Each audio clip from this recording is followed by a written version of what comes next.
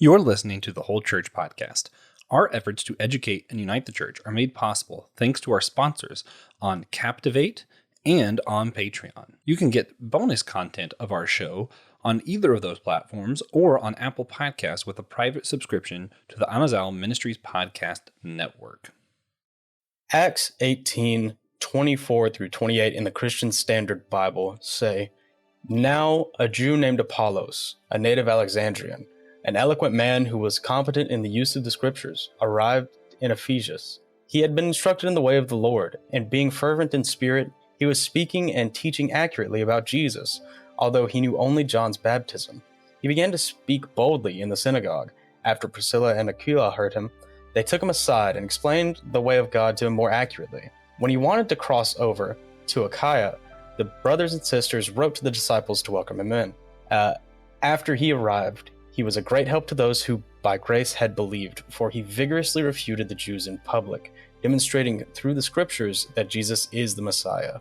So in this scripture, we learn about the successes of Apollos' ministry. He started off more arrogant and needed to be held accountable by other ministers, and we're told about a couple doing ministry together in this scripture named Priscilla and Aquila. After they reprimanded Apollos for his attitude, he went on to lead many to Christ. So how might couples in our churches today learn from this example of how to do ministry together?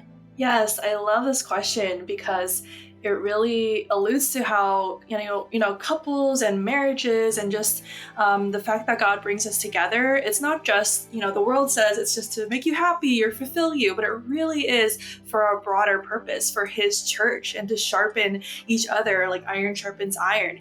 And you can do that within your relationship with each other, but you can also do it together in ministry. And that's exactly what we've also been experiencing in our own lives. And I think just to answer your question, I think a lot of couples, if you feel like, what's my purpose or what's my, what am I called to do? Of course, we all have individual callings, but also if you're in a covenant relationship with someone that God brought you into, there's also a purpose in that for his glory. So I would just invite couples to really press into that, like seek God together, pray about it, and watch how he leads you and guides you when he puts on your heart in order to, encourage other people, correct them with love, and really be shepherds together.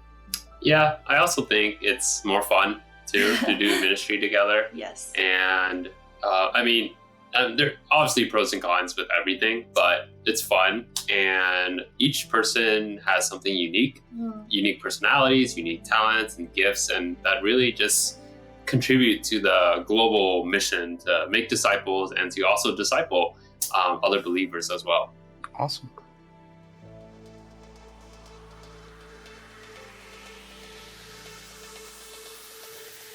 What is up, guys? Welcome to the Whole Church Podcast. Hopefully your favorite church unity podcast. We do have competition, but we're friendly. So today I'm joined, but we are missing Josh. Unfortunately, he is missing. This is TJ. He likes to call me the greatest co-host alive. It's not true, but it is flattering. I am joined by two amazing guests. We have Alex and Grace Tran. How are you guys doing today? Great. Thanks for having us. Yes. Of course. I wish Josh could be here, but things do happen. It is unfortunate. You guys have your own podcast. You do ministry together. So we're excited to get to know you guys and what you do. Check out the Anazal Ministries Podcast Network website. The link is below for other shows like ours. And if you're listening on YouTube, be sure to hit like and subscribe. It helps the channel so much. So I don't know if you guys have listened to the show before, but Josh has a favorite form of unity, and it's getting up there for me. It's a pretty solid form of unity, and that is silliness. We find that it's really hard to be disunified over something silly. So we always start with a silly question. Today's is, if we had to use one particular kind of candy as our new currency from here on out, which candy would you choose?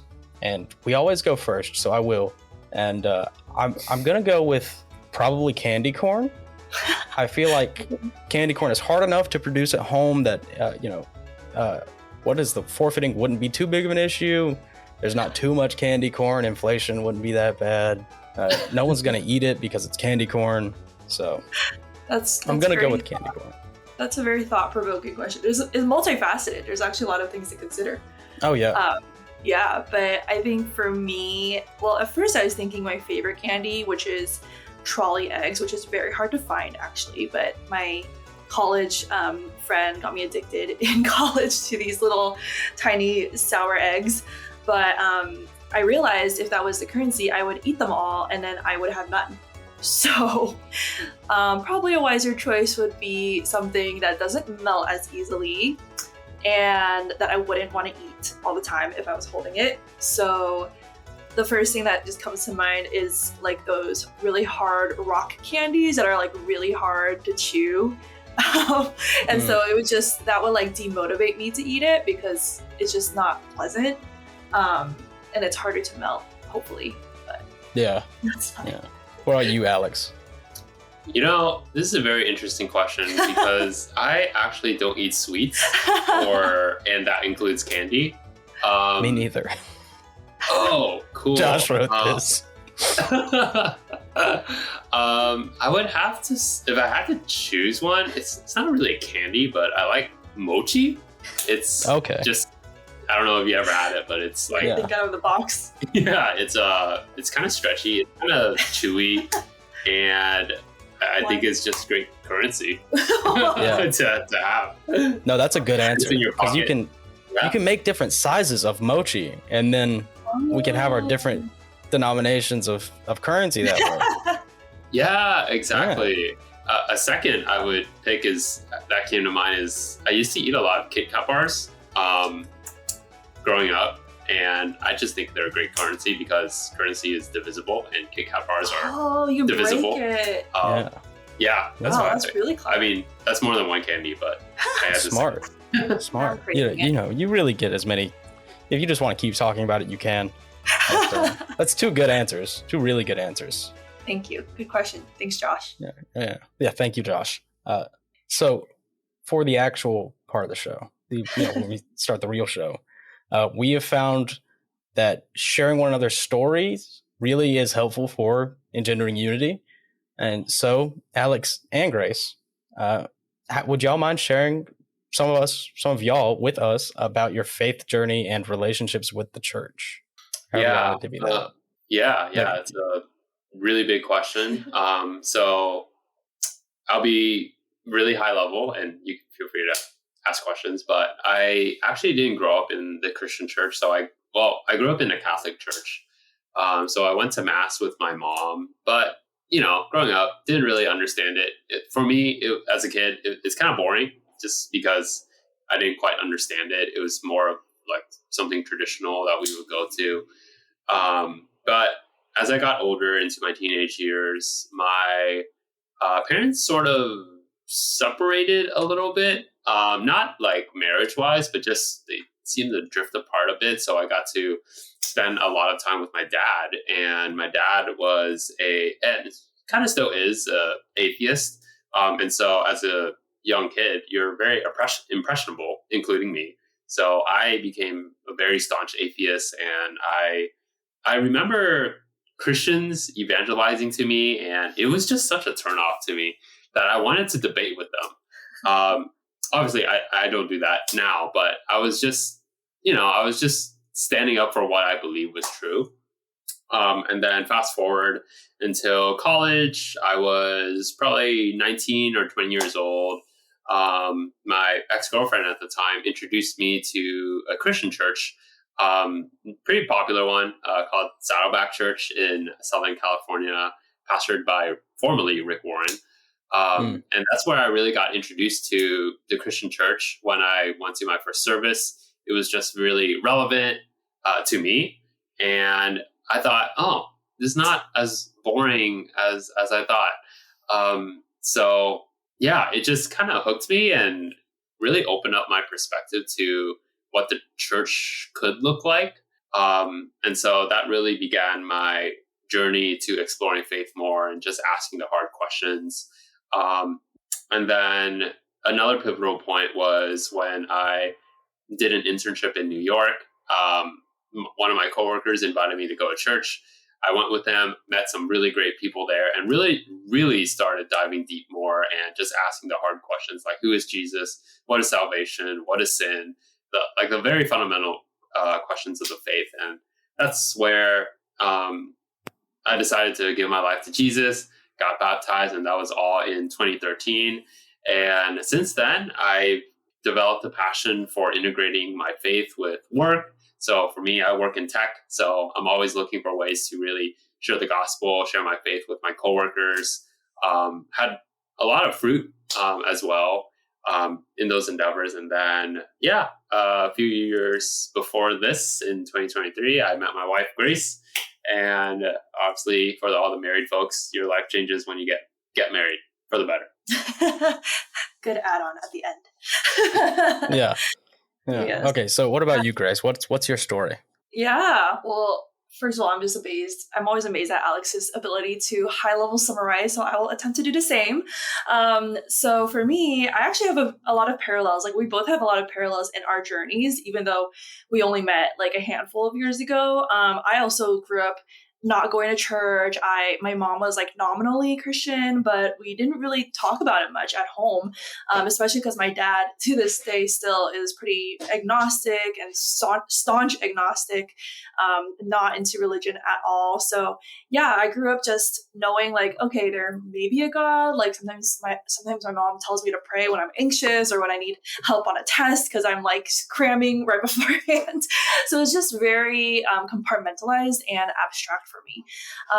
But then there are a couple things that happened, between when I graduated high school, basically into college. And one of those things was I was invited by two of my friends growing up to this Christian conference. And I didn't have an excuse that summer because I had just graduated high school and I didn't have to prepare for college or do anything. So I was like, I guess I have no excuse and I want to hang out with them. So I guess I'll go. But I honestly had this like image, just like what Alex said, of like church being boring. Like I'll just fall asleep. It's going to be so dry and religious. And I'm a good person anyway. Like I don't do those quote unquote bad things that a lot of kids did. So, I think I'm good. But when I went to this conference, I was just like really struck by how the people there, especially people like testifying at the front, like sharing testimonies, were so passionate and in love with Jesus. And I was like, why? Like, this doesn't make any sense to me. It just really confused and intrigued me at the same time. In addition to the fact that they were also so loving and kind and had this just vibe about them that when I was talking to them or when I saw them interact, I was like, wow, they have something that I don't have. And I'm just really interested in knowing more. So when I went to college, initially I was going to party hard and just like go crazy, without parental supervision. But instead I just went on a journey of exploring faith. And eventually through a college ministry on campus, that's when I committed my life to Christ. And back then I didn't even know what that meant. I think very few of us really do when we make that decision, but I just knew like this is something I want and something that I want more of, even if I can't understand it right now, but I know this is like the right direction at least. And yeah, in terms of church, I think, both of us also have a lot of just diversity in terms of church experiences, which is why I think part of the reason why we wanted to come and are so honored to be on this podcast is because we do have just such a heart for bringing different people together from different sides of the spectrum. Like Alex has been in a Chinese church, Korean church, Baptist church, Baptist, non-denominational, right? Non-denominational, charismatic, exactly, all that stuff.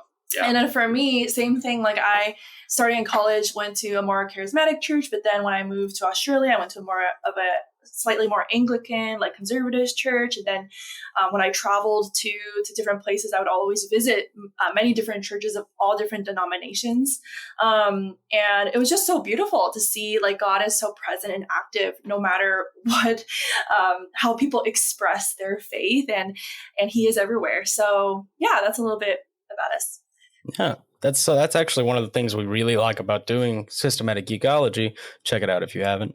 I think generally everybody, except there are two of me now, but everyone, there is not another person in the same denomination, except for me now, because we cheated a little and recruited an old friend. But yeah, we have a Lutheran and a Baptist, and there's sort of Catholic, and AME Zion and Pentecostal, and it's great. It was, we are church unity guys. Mm-hmm. And we started that, and that it's really helpful. It shows we can be unified with other denominations. Yeah. So what about y'all's story of meeting each other? How did that happen? Definitely a God story. Oh, gosh. Do we have time? Let's see. You can summarize. Yeah. The short version is we did not intentionally meet. We used the power of the internet. And so we actually met on a Facebook group. So we follow this Christian YouTuber. They had a private Facebook group, and both of us were on it. Not explicitly Christian, though. It's like inspirational. Christian inspired. Yeah. The co-founders are Christian. I was living in Southern California, and Grace was living in Sydney, Australia. So really, literally across the ocean. But we met on this Facebook group. She posted something. I thought her picture was cute. I loved how she mentioned her faith. And we just had a conversation on the comment threads. And skip a few steps later, I DM'd her, got on a meeting with her just to get to know her as a friend. Meeting. Then it was literally a meeting. I was so formal in my calendar invite. That's so funny. The title of my calendar invite was literally Alex/Grace : casual get to know. So how confusing could you get? Yeah. So we had that meeting, and it turns out we developed feelings for each other over time. So we developed a online relationship, never seeing each other, but we just started developing feelings for each other.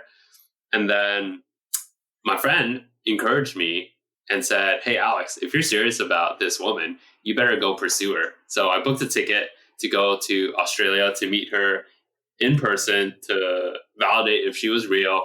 I did not get catfished, and Same. We just made it officially boyfriend and girlfriend. Skip a few more steps. We later moved closer to the same area, so now we live in the San Francisco Bay Area, where we both got jobs, got married in December of 2020, and as of this December, it will be almost 3 years of marriage. Wow. Yeah, that's awesome. What a modern love story.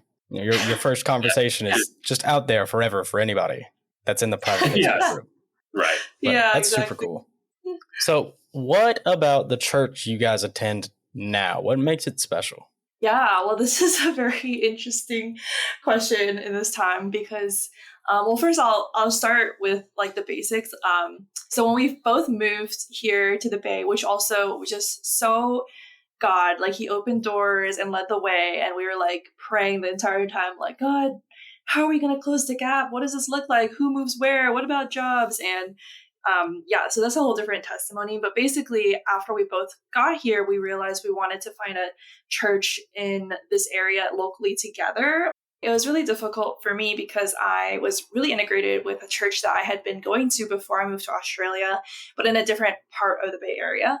But we wanted to find a church together because we wanted to be active and involved and be able to invite coworkers or other people easily so that they wouldn't have to drive an hour away.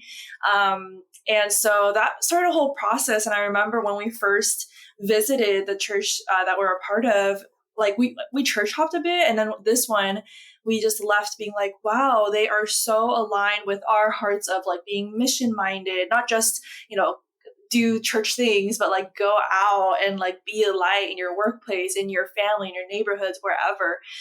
And they seem to be very in tune with spiritual practices, but also taking that and translating it into practical action.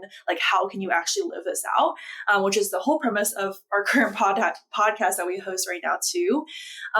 So we just really love that. And then the other thing was just everyone's friendliness. And we went in again, kind of what I mentioned before when I went to that Christian conference of oh, wow, everybody is so, joyful and loving. And we, God just really connected us with really great people when we first came. Because sometimes you go into a new place and you're really unfamiliar and it's daunting, to go to a new place or feel maybe excluded, you're not in the in crowd yet. But they had a really great hospitality team that just welcomed us with open arms, or really engaging, invited us to some small groups. So that was just all good signs all around. But yeah, I think the reason why I said, there's an interesting time to like be talking about this too is going along with what we were talking about with church unity. I think in this season, especially, God's just been like giving us even more capacity and ability to see even bigger than just like one church establishment, if that makes sense. Like, we still love and support and are, part of the church, the local church that we attend, but we've also been able to now be part of other ministries and communities outside of that just one location church. And it's just been really beautiful to be able to see even more diversity and see like God's big C church and be a part of supporting that in different ways, and just really connecting with people who are even outside of the four walls, if you can call it that. Yeah, we're big fans of the big C church. That's what we want people to see. Yeah. So one thing we like to do before we get to your book to help our audience and ourselves get to know you better is our speed round segment. And we just ask a series of questions about what you believe and ask that you both try to answer in a single sentence, or you can skip it and you just say skip. We are not allowed to ask any follow-up questions. That rule is for Josh, so Josh doesn't add follow-up questions. So we should be good there this time. But yeah, do you think you got it, both of you? You ready? Yeah. Just one sentence? One sentence or less. Okay. Or word. Or one word. Yeah, one sentence, one word. They can be a complex sentence. You can use commas, semicolon, whatever. So are we doing, since it's two people, are we like taking turns, or are we doing one person first? You can both do both. Okay. We'll just go one at a time for each question. I can go first on the questions. Sure. Okay. So do it. Who or what is God? God is love, Father, authority, and purpose. All right. Grace?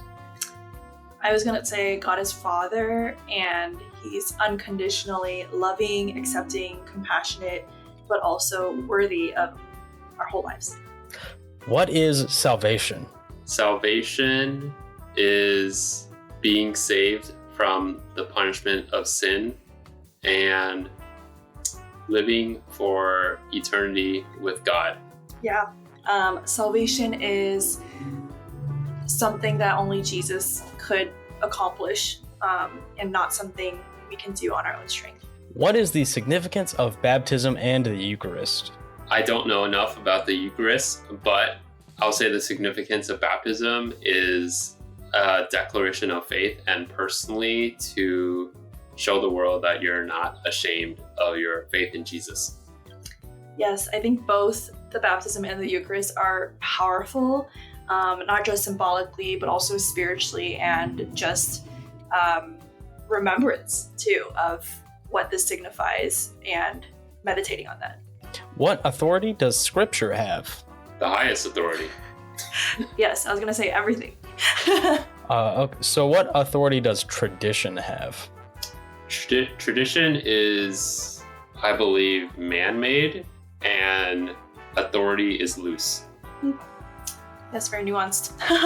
I think the authority tradition has is it's very beautiful in many ways, but Scripture comes first, and it's important to differentiate God's commands versus man-made traditions. What are your views on destiny or predestination? Easy questions for one sentence. Yeah. Well, I believe that God is not surprised by the choices and decisions we make or where we end up in our lives. But at the same time, I believe God gives us free choice to make choices and decisions. Yeah, I think of an analogy of like an author who he wrote a book, but it was like a choose your own adventure book too. So you get to decide things, but he also knows everything that's going to happen already. So he already knows the end of the book. And so... One sentence. Sorry. Yes, complicated, but interesting. All right. Can God change? I believe there is a verse in the Bible that says God cannot change. So, no. Yeah, I think God's character doesn't change, but he can change his decisions, or you can move and influence his heart. Agreed. What do you love about the Bible? I love how the people are just like us, faulty, broken, and they cover a whole spectrum of life stages and situations. I love that the Bible really is a testament to God's faithfulness that really never ends. Despite how often humanity messes up, he always makes a way and he redeems. What do you love about the church? Big C. I love that it's so colorful and it's not boring. Yeah. Diversity. Yes. I was going to say similarly, I love just a wide variety of gifts and strengths and focuses, and that we're all just one united body, or we're created to be. And it reminds me of the Avengers, like all these superheroes coming together. We're stronger together to fight the enemy and to pursue God's mission. All right, so that's it. Speed round is easy. You guys nailed it. Some Thanks. very Fun. These should all be like lectures in a theology yeah. class. Yeah. So okay, there is one more. Which if any of the 7 sacraments do you follow? I accidentally skipped that one. Okay. Baptism and marriage. Yeah, I think, to be honest, we're not super familiar with each one, so I'm going to say baptism and marriage too. Yeah. That kind of happens with lower liturgical churches. Most churches follow 2, maybe 3. Yeah. Very few churches actually adhere to all 7. So it is. I was the same way when I was presented with that list for the first time. I was like, "What does penance mean?" Yeah. But yeah, that's it. It's super easy, right? What is God in one sentence or less? But Yeah, that's fun. you guys nailed it. I admire the choice to bow out of a question that you do not know enough about to answer. More people should do that when they don't know the answer to a question. It's like, I don't know. You should just be honest. So we haven't had a lot of couples on here, certainly not to be interviewed as a couple. So what's it been like to do a ministry podcast together so far? I'll let Grace go first. Okay. Yeah, it's usually like this. Who's going to go first?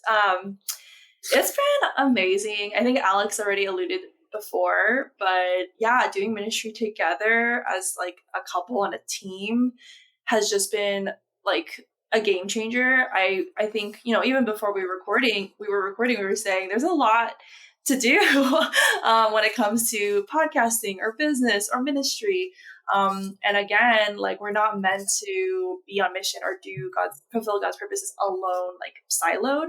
So yeah, I think both of us just really play off each other's different strengths, because we are very different. But one thing I'll always just go back to, which just really surprised me when I first talked to Alex on his his calendar invite meeting. I remember our conversation was just so intriguing to me, because I was like, wow, his vision and his values and the mission he feels God's put on his heart is exactly aligned with mine. And so I think that's just been such a joy to really step into and be activated in this year, especially as both of us have just been propelled even more forward, and we're propelling each other forward and doing it together. There's lots of ups and downs to be sure, but I think, yeah, it's definitely been just a beautiful and fun adventure to do together. Sweet. I'm sure it's easier to schedule, when you live together. Yes. Let me see your phone and see your calendar. Exactly. Yeah. So do you have anything to add to that? Yeah. I see one of your questions is, what have been your biggest challenges? And I'll address those, not to be the Debbie Downer, but just to be realistic. Or maybe you can do both the positive and the negatives. Oh, yeah. I think, we have a lot going on, just like zooming out big picture. So we do have ministry stuff, like a podcast, which is also tied to our business that we're starting. I also have a full-time job as well, working in tech. So it's a lot of plates going on, and just life stuff too, right? So I guess that's one of the challenges. But through all this, I really think Grace, we complement each other pretty well in terms of just supporting each other on a very practical level. Like, for example, today, like I cooked us lunch, where she was busy editing some things, and other times she would do the same thing where I would be working. We also have complementary strengths as well, podcasting and also business. I think Grace definitely has the gift of creativity and just thinking outside the box, whereas I have more of a gift of compassion and empathy. Where so I have a coaching business, so I help people lead them into more healing and wholeness, just in general. And yeah, it's been really great to do life together and do ministry and business together, and our strengths really show. With that as well comes the challenges, which are being married. Your lives just blend together, and sometimes work, business, ministry blend together as well into your marriage. So I think it's important to separate the two and not always be talking about, oh, we need to do this, or what are we going to talk about in this episode, like all the logistical things as well. But yeah, we need to be reminded that we're not business partners, even though we are. We're first and foremost married, and I need to love her like Christ loved the church, and that's my primary responsibility, and that's my that's my goal as a man in the relationship. Aw, very well said. I want to add just one practical example, even from earlier today, because this is a big thing that I think not many people talk about publicly. And it's funny because the example is related to tomorrow. We're actually presenting in a virtual conference to couples about how to thrive together as couples. And our topic is about how to stay in sync, emotionally connected with each other. And this has been a huge thing that both of us, we're not perfect at, but we really value and care about. And even earlier today, I was excited to show Alex the presentation I had made and designed for this topic on staying emotionally connected. And we were eating lunch, but I was excited to show him. So now it's like our personal life, but it blurred with our business ministry stuff. And then Alex just communicated like, oh, let's look at that later. Like, I want to connect right now. And so it's kind of meta, but it's just an example of just where we've learned to communicate, what do we want right now, so that, sometimes we're more loose with it. We're like, okay, let's look at the presentation now together. Or other times we're like, I just want to be present with you. Let's not talk about work. Let's talk about what's on each other's hearts or minds, or what God is, speaking to you. Yeah, it is super important to keep your personal life and your work and your ministry life separate a lot of times. And a lot of people really struggle with that. So it's super nice to have, an accountability partner who can be like, hey, maybe not right now. Yeah. So, and I honestly think it's also a myth that it's like a work-life balance or, a total separation, because especially when you're married, like a lot of it does blend together and is integrated. But I think it's just mostly about communicating, like right now, what is God wanting us to do, so that we're not on overdrive. And then if you catch the other person going on overdrive or vice versa, you can, just like the passage before, like help sharpen each other and correct each other in love and be like, hey, have you been spending time with God lately? Or have, maybe you dial back, or you need to take a break and things like that. Oh, so those challenges. Yes. That's really it. I mean, what else? I think that's the biggest one, I would say. Yeah. Good. But we've been learning a lot about communicating, setting boundaries, being attuned to what we need to fill our cup so that we can pour out, because you can't pour out from empty. And yeah, I think also just knowing how important it is, just like Alex said, to like cheer each other on and support each other, because in entrepreneurship especially, like it's really hard to have people understand what you're doing. Like you're usually believing in a vision that hasn't been realized yet, and that just requires a lot of faith on your part. And then having somebody along has made the biggest difference for both of us, because I'm cheering him on in his coaching business and endeavors, when most people up to this point, haven't really seen him as in a coach role before, but I've seen just so much like beauty come out of that. And I've known he has like those qualities in him long before. So, and then vice versa, he also cheered me on when I was like scared about doing the podcast and like, what will people think, and finding my voice and all of that stuff. So yeah, I think that would be the other challenge I would mention. Mm-hmm. Okay. So what does Alex bring to the show that you couldn't, Grace? I think the biggest, the show or the marriage, or just the show? If you want to give us both, then we'll take both. Yeah, because I mean, it is similar. Like what he brings to the podcast and the marriage is he just models active listening and empathy really well. So one example is typically my style without Alex in the picture, it would just be like talk. Like this is the advice I would give. But Alex is so vulnerable, and he's always thinking like, what are people feeling and going through? How can I make them feel heard and known and loved?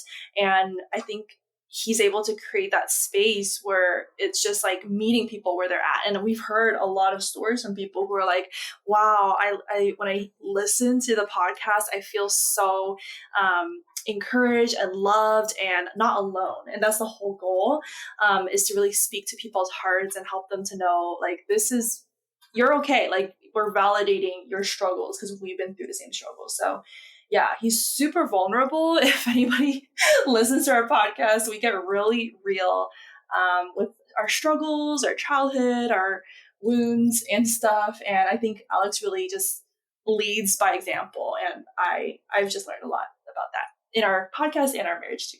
Great. So Alex, what has Grace brought to the table that you could not?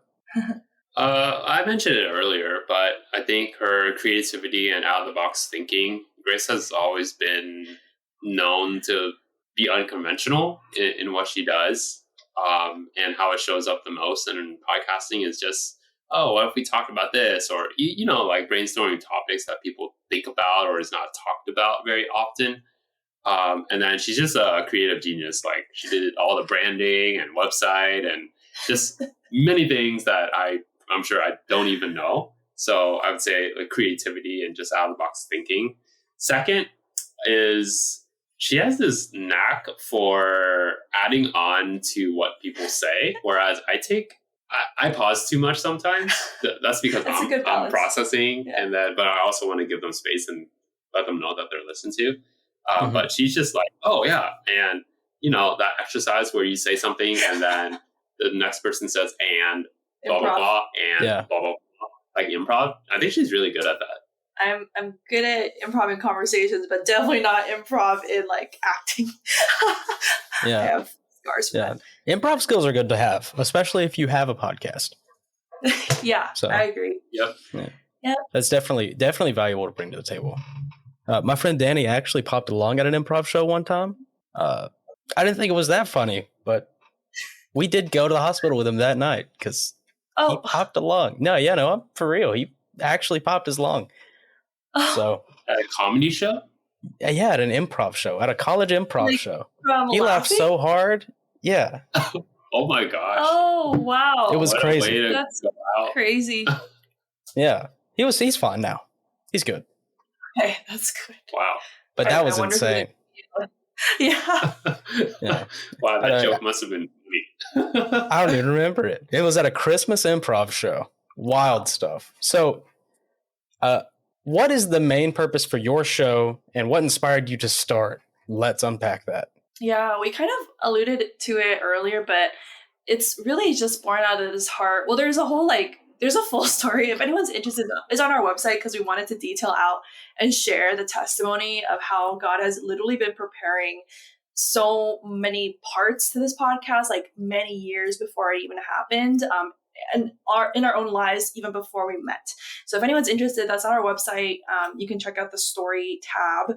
But in terms of like more recently, just being even more compelled to start it was we just have this heart, both of us, of like going deeper and talking about real things. So, not bashing, sermons or YouTube videos or whatever. It's like that content that we hear is all really good, but it also really helps. We've learned in our own journey, it really helps when you hear like real people talk about what does this look like in their real life, because it makes you, first of all, feel like, oh, I'm not crazy for like wondering about this, because otherwise you feel like, oh, everyone's got it figured out.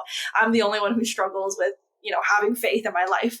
But the other part is also learning from their examples, their lessons, the practical tools. And it's almost like a method or a different form of digital discipleship, we feel. So part of that was also because we were hosting this small group community in our apartment, and we just noticed like every week we would have such great conversations, and it, first of all, wasn't enough time ever to actually cover everything we wanted to talk about. But the second thing was we wanted to share that with even more people outside this group, because our apartment can only hold, a handful of people. But we were having conversations with so many other people outside who didn't have communities like this, that they could be safe, be loved, be heard, and be encouraged by. So this really is, I feel like this podcast is just like an extension of that. Yeah. Yeah, I would say our target demographic is, we when we're doing podcasts, it is targeted towards like a specific person that we're imagining, but it could really be applied to anyone. But our target is mainly millennials who are working professionals, and who have a hunger to really connect their faith with everyday life. So we go through a lot of nuanced topics. Like, for example, this week we talked about financial wealth or side hustles and all that stuff that comes with it. Other topics that we talked about is emotional health, generational traumas, how do we make friends as an adult, and there's a lot more episodes out there. Yeah. But those are some of the examples that we have. That's because we're basically talking to ourselves. And we just wanted to make a podcast that we wanted to listen to as well, and address some questions or concerns that we also are wrestling through too. Yeah. And the other part too is we also regularly would have, we would go on walks together and talk about all these things between ourselves. And like, again, that burning like desire to share this with more people who can wrestle with this together with us. Not saying we have it all figured out at all, but just, these are the things that God's revealing to me about this topic as we're wrestling through this, and trying to figure out how to navigate all this through God's lens and according to his word. Because, the Bible has so much wealth of wisdom, and it can be very confusing when you're a working millennial, especially in a secular workplace, to be like, how do I actually apply this to my situation where I feel like my coworkers don't believe in what I believe, and how can I be a light and without feeling like I'm weird, and different things like that. So yeah, this really just just what Alex said, it's born out of our own struggles that we just want to help people with from our own like revelations and thoughts. Yeah, that's awesome. You have a established dynamic, and you add a camera and 2 microphones, and you're cooking. So exactly. Yeah. So when you pitch the show to somebody, how do you sell it? How do you get people to listen? Yeah, well, typically it also depends on who we're talking to, right? Like, do they listen to podcasts usually? Do they not? So, but overall, we say, this podcast is all about having nuanced, authentic conversations that dive into navigating life through God's lens amidst all the complexities of life. And ultimately, our mission is to encourage, equip, and empower Christians to live out their faith in their everyday lives. Awesome. Yeah, that's solid. That's nice, succinct. So do you guys have favorite episodes yet? Are they different? Do you have a different favorite episode? I think they're different. There's episodes that we enjoy listening to, and there's episodes that we enjoy hosting. So I'll give 2 answers. The first one, the one I really enjoyed doing, the most was doing it with one of my closest friends. And it was actually talking about what does it look like to have godly friendships in this day and age. And it was pretty much like just talking to a friend, and Grace was moderating it, and we were just recounting the moments in our friendship that was impactful for us. So it was pretty much a very it was an emotional yet also very fulfilling conversation. So that's one I enjoyed doing. The one I enjoyed listening to, there was one I did with my life coach, actually, talking about generational trauma and just dealing with mental health in general. And I mean, she's been my coach for the last like 7-8 years. And so it was so cool to just have that conversation. But I gleaned so much from that conversation as well, just because I'm such a big advocate for mental, emotional, spiritual health and how that all connects together. Mm-hmm. Yeah, you make a good point. My favorite episode to record is also different from to listen to. So my favorite one to record was actually last week's episode, I think 19. It was a special Q&A episode for my birthday. That was just last week. Yeah, that was fun. Yeah. Happy birthday. Thank you. Yeah, we actually got pretty fun feedback from some people too who said that was one of the most enjoyable episodes because we were just like really loose and fun and silly, just like you said, the power of silliness. So that was just a fun one.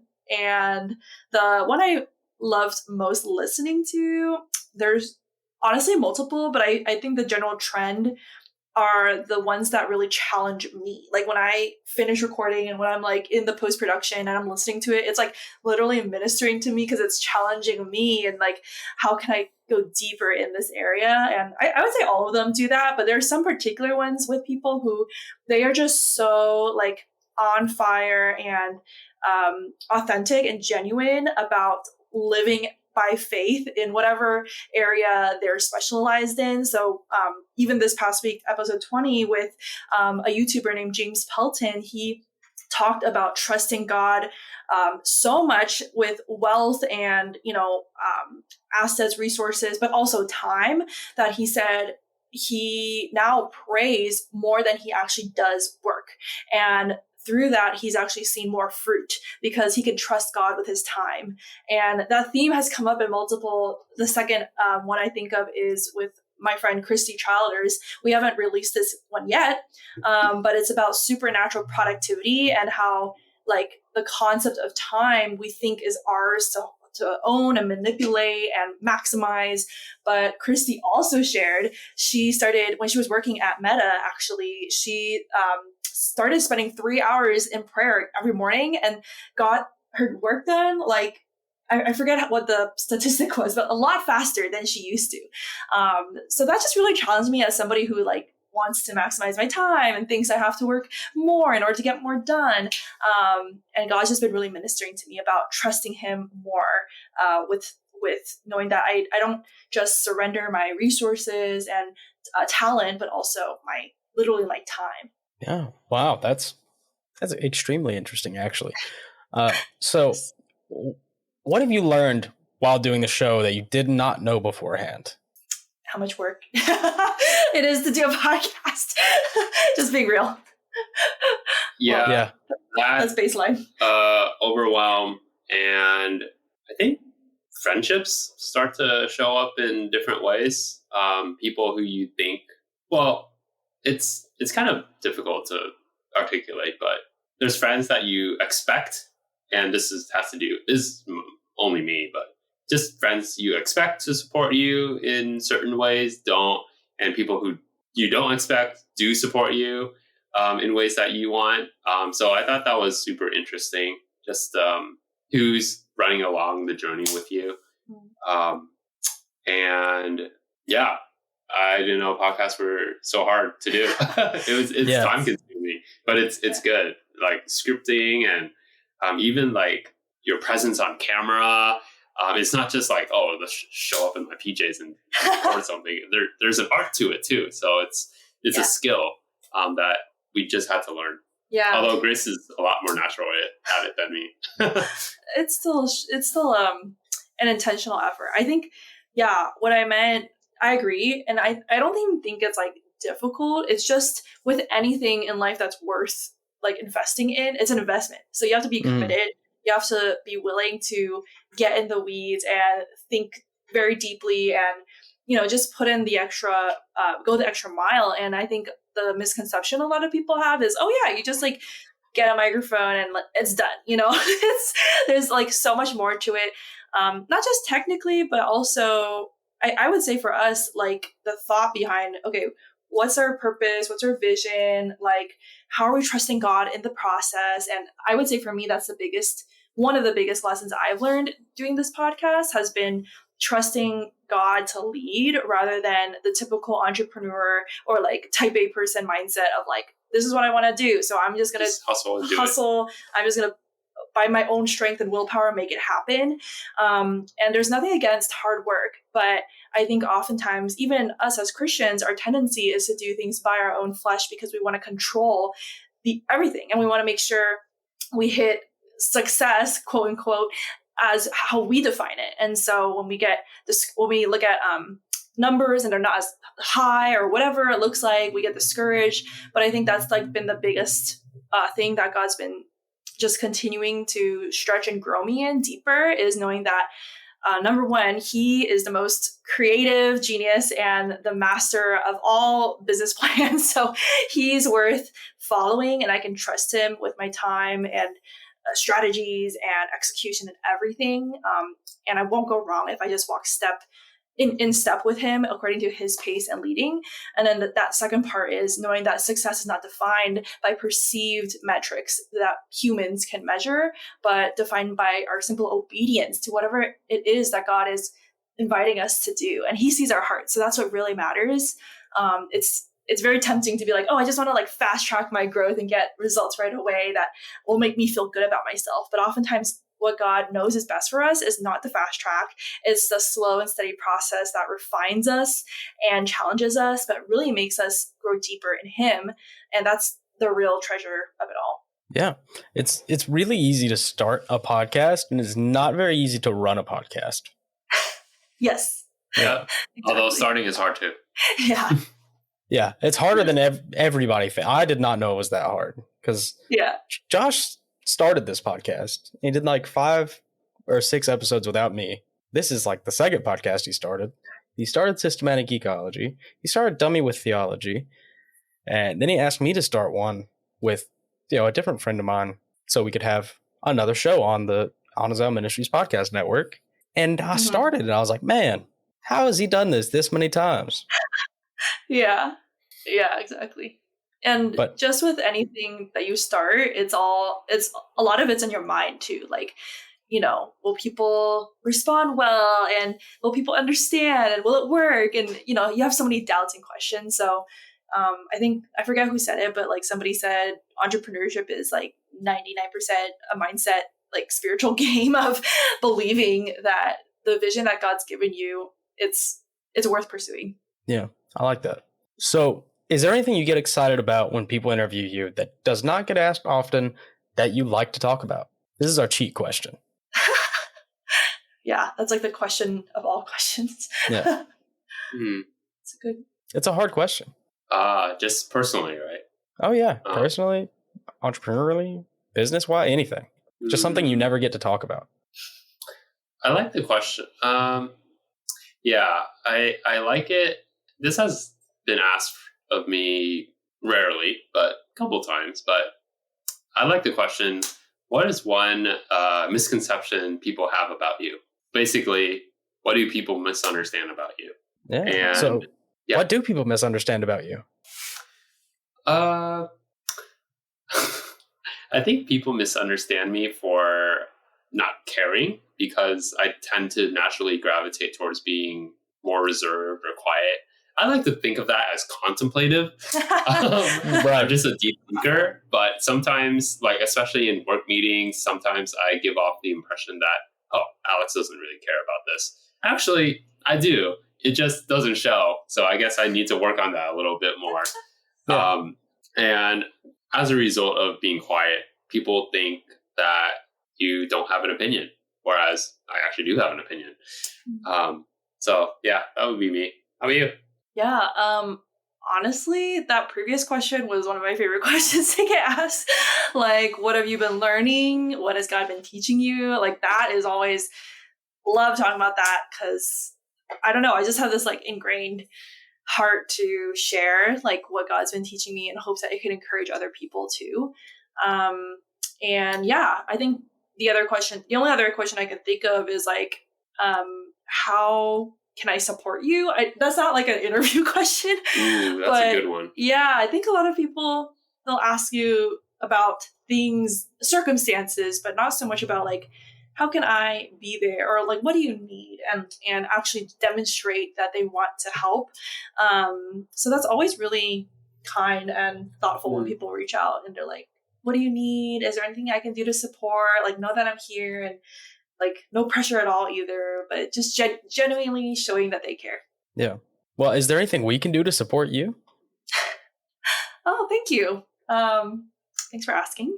I think the biggest thing is just to connect. If anybody, is listening and wants to go deeper and unpack with us, just to direct them to our podcast, because we love, growing that space and having more people join us in these like intimate conversations that we have. And also, Alex mentioned he does coaching one-on-one, and he loves it. It gives me so much joy as his wife to see him light up, like helping people with like really deep pain and problems. Yeah, it's a lot of people don't like it, but I think God made me to be like that. Yeah. I just enjoy. I think there's a grace to it. Like I'm pretty confident. I'm very good at it, at what I do, and I've been able to navigate so many different human circumstances, from people who have been sexually abused, people whose spouses commit suicide, people like situations you could never think of. And just being able to navigate with them, process it, and help them find freedom and wholeness is what gives me life. So to everyone who's listening, I'd love to process with you and just reach out. I'll give you a free session as well. Yeah. All right. So where do we go to listen to Let's Unpack That with Alex and Grace? Yeah, so you can find all of that at our website, with the Trans, Trans. That's our last name, Tran, withthetrans.com, or on our social media is also @withthetrans. And yeah, the podcast is Let's Unpack That with Alex and Grace. You have to put with Alex and Grace because there's multiple Let's Unpack That. But yeah, we just would love to connect with you guys, and however we can serve you, encourage you, pray for you, or if you just want a listening ear, we're here. So yeah. So if you're a whole church listener and you've been trapped on the West Coast so far away from us for this whole time, now you can go to Alex and Grace. Yes. Yeah. So we always ask our guests if they had to provide one tangible action to help engender Christian unity, what is one practical thing our listeners can do right this second? The tangibility is kind of up in the air. Okay. So it's kind of hit or miss. Some people know what tangible means and some people don't. I mean, this is more recent for me, but just going to different church gatherings that you're not used to is a good one, even if it makes you uncomfortable. Yeah. It just opens up your eyes to what is possible or what other believers are up to. Yeah. And it also demystifies misconceptions that you have based on what you've heard about it, or other people's judgments on it. You can go and, have an open mind about it. My tangible action item I was going to suggest is similar to that, but more in terms of just bringing to your mind, like thinking about who is somebody who maybe is a believer, or just anyone in general, really, but specifically for this question, is a believer who you kind of judge or are not like when you think about them, it bothers you for some reason. And just to think about that and ask God to give you his eyes to see them. And you can like journal it, you can pray, but really just having intentionally practicing empathy and being like, that's a human being, that's a, God created them, God loves them, and how can I release whatever it is that is like trying to cause division and separate me from seeing this person as a human and trying to see them as the enemy, when really like there's a bigger enemy, that they're not the enemy. And yeah, I think the more we can lean into that of like, we're just all brothers and sisters. We're all one part of one big family. So how can we reconcile? How can we forgive? How can we see different colors and different expressions as all beautiful and interconnected, interwoven together? I think that would really help a lot of people feel like we're all on the same page, guys. We don't need to be like us versus them, you know? Right. So before we wrap up, we like to do our God moment segment. And we just ask everyone to share a moment where they saw God recently, whether that be a blessing or a challenge, a moment of worship, a curse, anything. Just somewhere that you saw God. And I'll go first to give you guys enough time to think. Usually I make Josh go first, so I have enough time to think. So we are missing him greatly in this episode. But my God moment. Yeah. My God moment is going to be I was recently able to not only afford to replace the 2 back tires of mine, which apparently were so bald that it was illegal to drive on them. They looked fine to me, personally. I could have sworn they were okay. But I was able to afford to do that and help 2 good friends who got really down on their luck because, I was just able to help financially. And that would not have been possible if it weren't for God. Yeah. It's just true. I don't make that much money, but I had it this time. So it's awesome. You're rich in the kingdom. Yeah. What's where it matters most? Yes. My pockets can be as empty as they are now, but I'm going to be fine. Yeah. So what about you guys? You got God moments for us? Yeah, a ton. I can go first if you're thinking. I'll just pick one, but yeah, given I mentioned last week was my birthday, and it just so happened that about 4 weeks before, my friend Christy, who I mentioned when we were interviewing her for the podcast, we happened to mention, we were just catching up, and we were talking about some stuff that God has been stirring in our hearts, some visions, some ideas, but not much clarity yet. But it just so happened that she had very similar, aligned, parallel things that God was stirring up in her and has been for a while. So she invited us to this ministry, marketplace ministry boot camp at the YWAM base in Kona. And we were there for the whole week, and it happened to be my birthday week. And it was literally just such a powerful week. I felt so loved by God of this is such a gift, because I love Hawaii and I love all the things that we were doing and talking about and getting activated in. And then one particular moment that was really powerful was, I think it was one of the first nights, me and Alex actually, this doesn't happen often, but we got into this misaligned, he said something and then I got triggered and we were just not on the same page.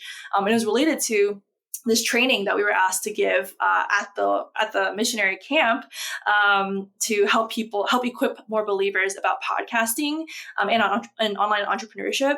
And I was just really wrestling with that.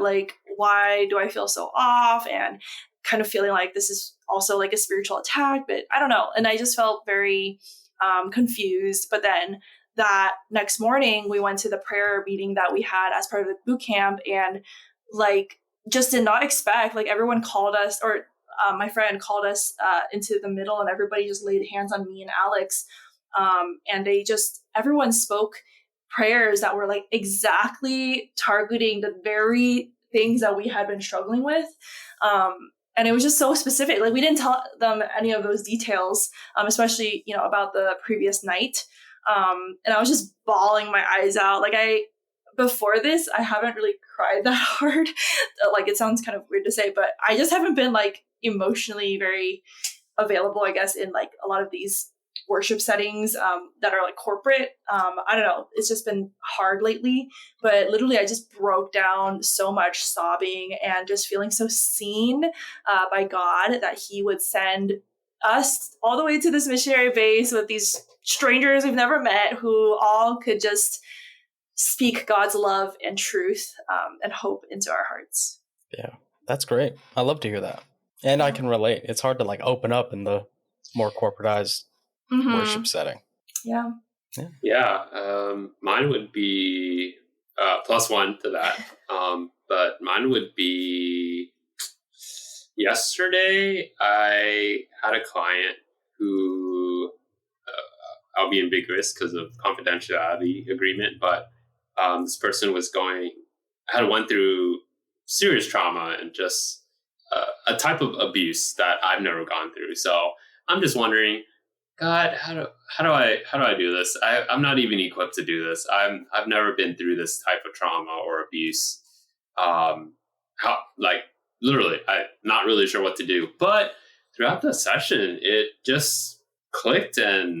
But this person was just processing things really well. And at the end of it, they found so much freedom, and the person was able to connect things together from the past to the present.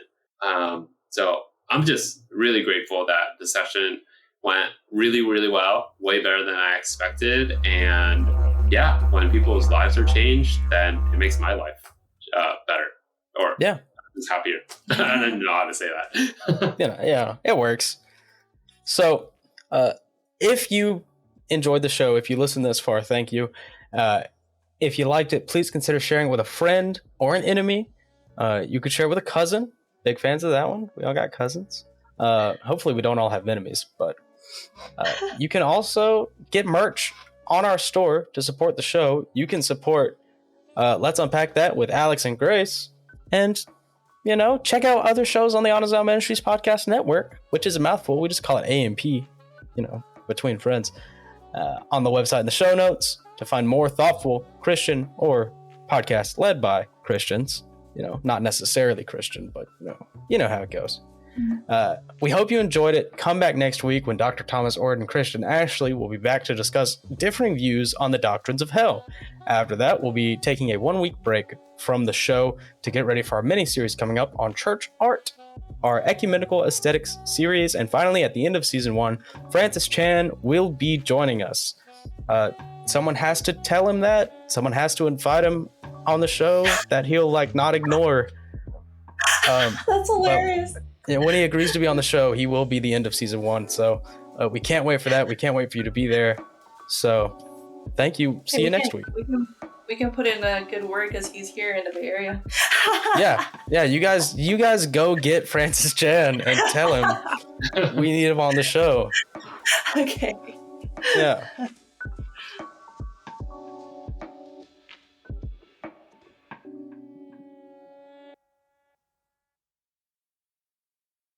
Thank you for listening to the Whole Church Podcast. Again, you could always sponsor our show at patreon.com/the Whole Church Podcast, or on captivate.fm, or on Apple Podcast.